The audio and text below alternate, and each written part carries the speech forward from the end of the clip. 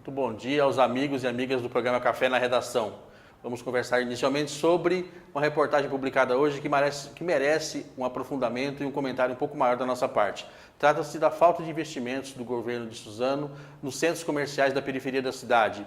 Suzano tem no Miguel Badra, no Boa Vista e no Dona Benta centros comerciais que estão em plena expansão, apesar da falta de infraestrutura básica, como iluminação pública, segurança e outras questões para o comércio se desenvolver. Apesar disso, a reportagem mostra que o comércio tem crescido bastante nessas três regiões de Suzano, que fica na parte norte da cidade.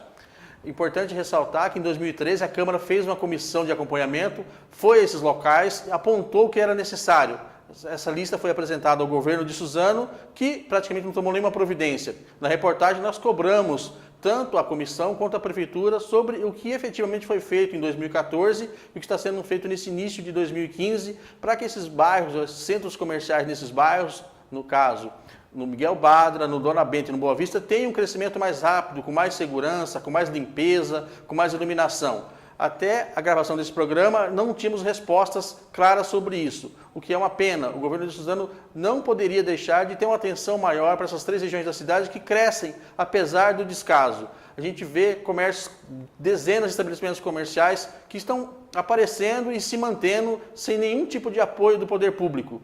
Então, seria necessário, vamos continuar cobrando e questionando o governo de Suzano e as entidades que podem e devem ajudar no sentido de que essa situação melhore e o comércio cresça, mas com algum respaldo do poder público que efetivamente não tem.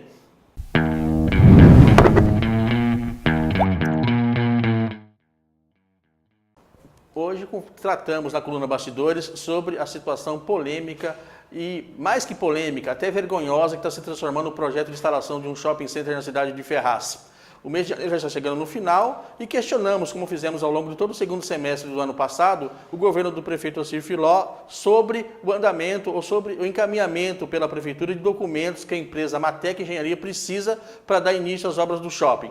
O terreno foi doado pela Prefeitura de Ferraz ainda na gestão do ex-prefeito Dr. Jorge Abissanra. E está faltando, segundo informações da Matec e até de assessores do prefeito Filó, que sejam repassados à empresa alguns documentos para que ela tome posse da área na Vila Romanópolis, onde deverá ser construído esse centro de compras.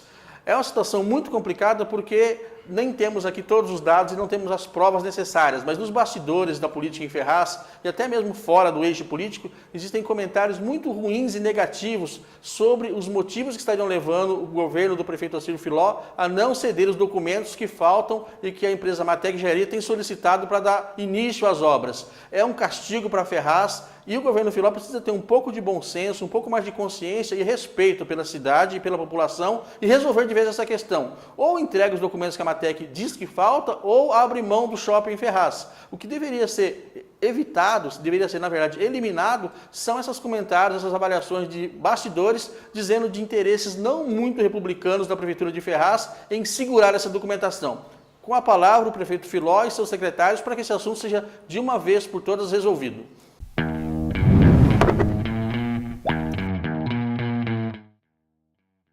Na coluna Bastidores de hoje, destacamos a intenção do ex-prefeito de Mogi das Cruzes, Jundiabe, em disputar a eleição para a prefeitura mogiana na eleição de 2016. Ele transmitiu essa informação, ou deixou claro essa sua vontade, ao jornal Diário de Mogi. Há algumas semanas, em conversa com o jornal Oi, o ex-prefeito mogiano e ainda deputado federal deixou também muito claro a sua disposição, a sua vontade em participar da eleição e suceder o prefeito Marco Bertaioli a partir de 2017. É importante nós destacarmos esse assunto, pois Mogi é a maior cidade da região, a cidade de Mogi tem experimentado um crescimento econômico e social muito relevante nos últimos 10 anos, coincidentemente ou não, a partir do período em que o ex-prefeito Jundiabe assumiu o governo em 2012, depois ele contribuiu para a eleição do prefeito Marco Bertaioli. A situação é que não está muito claro se o ex-prefeito mogiano, Jundiabe, terá ou não apoio de Bertaioli para o seu desejo de retornar à prefeitura. Na avaliação de muita gente em Mogi, até no Alto Tietê, a posição do prefeito Marco Bertaioli é muito boa politicamente. Isso quer dizer que se ele citar ou apoiar o nome de alguém, esse nome teria grandes possibilidades de ser eleito em 2016. Sem o apoio sem o apoio do Marco Bertaioli, dificilmente alguém conseguirá um bom resultado na eleição. Nos bastidores, até pessoas que investem em campanhas eleitorais em Mogi, disse que o Marco Bertaioli não estaria intencionado, não estaria propenso a ajudar o Jundiabe. É tudo início ainda de uma disputa, da formação de pessoas, de grupo, de projeto, mas vamos ficar muito atentos e acompanhar muito de perto esse processo eleitoral em Mogi, que é uma cidade muito importante e que deverá definir políticos importantes no cenário de São Paulo e até brasileiro nos próximos anos.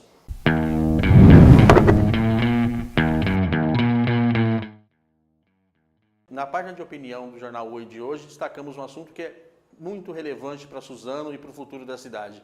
Trata-se da iniciativa de alguns governantes, especialmente do prefeito Paulo Tucuzumi e do deputado Estevão Galvão, de dar uma acelerada no governo do estado em relação a obras e projetos que a cidade precisa e já espera há algum tempo.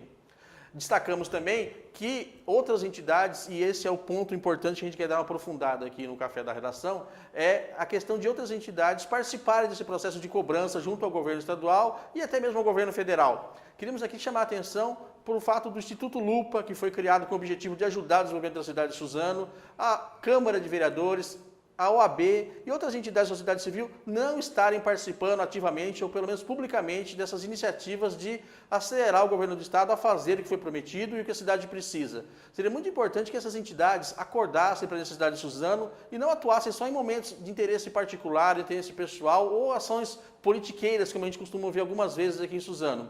A iniciativa do prefeito e do deputado Estevão merecem ser aplaudidas, merecem ser reconhecidas e vale também a gente destacar que o Jornal Oi não tem deixado passar batido nenhuma vez os atrasos do governo do estado referente a obras e projetos que são do interesse da cidade e do Alto Tietê. Que essas entidades da sociedade civil em Suzano, nas cidades vizinhas, despertem, acordem e cumpram a sua função social de ajudar o desenvolvimento social desses municípios.